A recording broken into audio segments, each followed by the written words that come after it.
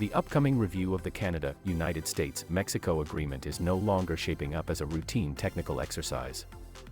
Early signals from Washington indicate a much more confrontational posture, one that raises fundamental questions about economic coercion, national sovereignty, and the future balance of power in North American trade.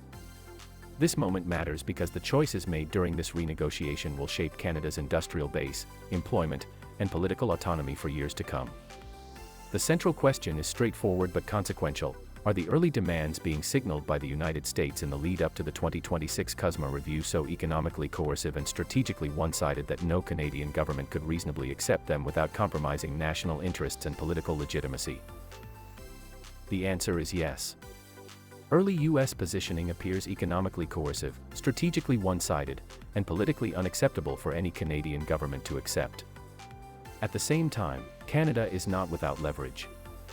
Control over critical energy flows, deeply integrated auto supply chains, proven dispute settlement precedents, targeted retaliatory tariff capacity, and the sheer scale of bilateral market access all constrain the United States' ability to dictate outcomes unilaterally. U.S. demands may be unreasonable, but Canada is not powerless. Public signals from U.S. trade actors point toward tightening automotive rules of origin in favor of U.S. content, weakening Canada's dairy supply management protections, diluting or eliminating dispute settlement mechanisms, restricting industrial policy and procurement flexibility, and pushing agricultural export advantages that disproportionately benefit American producers. These are not neutral modernization proposals. They reflect economic coercion, an attempt to convert market size into leverage and to reorient a reciprocal trade agreement toward extraction in service of U.S. domestic political priorities.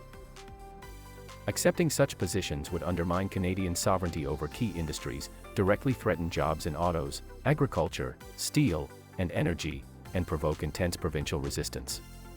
It would fracture domestic political legitimacy and be widely perceived as capitulation to foreign pressure.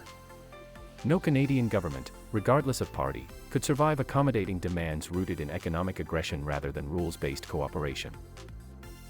Despite the asymmetry in size, Canada enters the renegotiation with real leverage. The United States depends heavily on Canada for oil, gas, uranium, and electricity, creating a critical energy interdependence. North American automotive manufacturing is fully integrated, meaning U.S. plants rely on Canadian parts, labor, and logistics.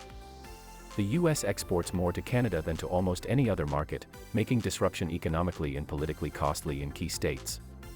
Canada has repeatedly prevailed in trade dispute rulings, and removing these mechanisms would increase legal uncertainty for U.S. exporters.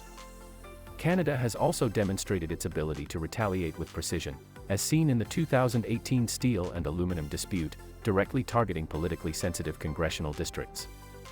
Finally, at a time of rising U.S. tensions with China and Europe, a fractured continental trade framework would weaken American strategic positioning.